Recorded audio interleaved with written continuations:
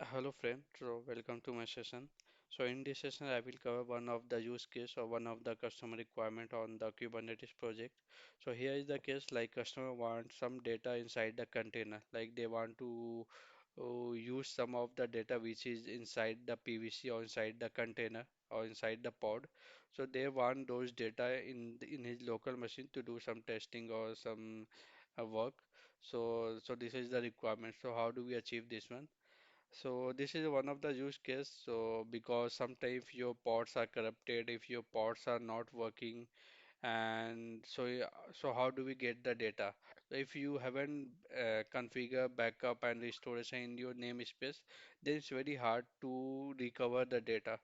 So in this case, you have to manually download the data inside the container or PVC, and then uh, you can use those data, or even you can also use the PVC in different container also. So this is the one of the use case. So in my project, I also have the same task I did in my project.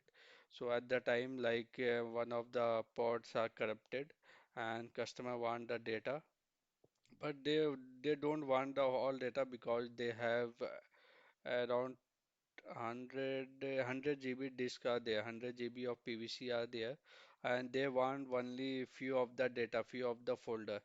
So how do we achieve this one? Like how do we get the data?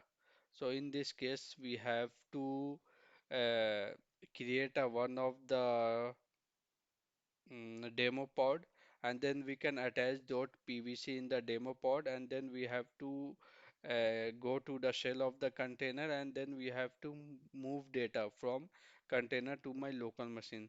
So those things I have covered in this session, like how do we copy the data from the container to my local machine, or how do we copy data from my local machine to the container. Okay, so let's see. This is my example. This is my host machine. This is my local machine. Suppose you have to send some data from here to the to this pod. Okay, so suppose this is the some data here. And how do we copy from here your jump host to this pod, or from this pod to local machine?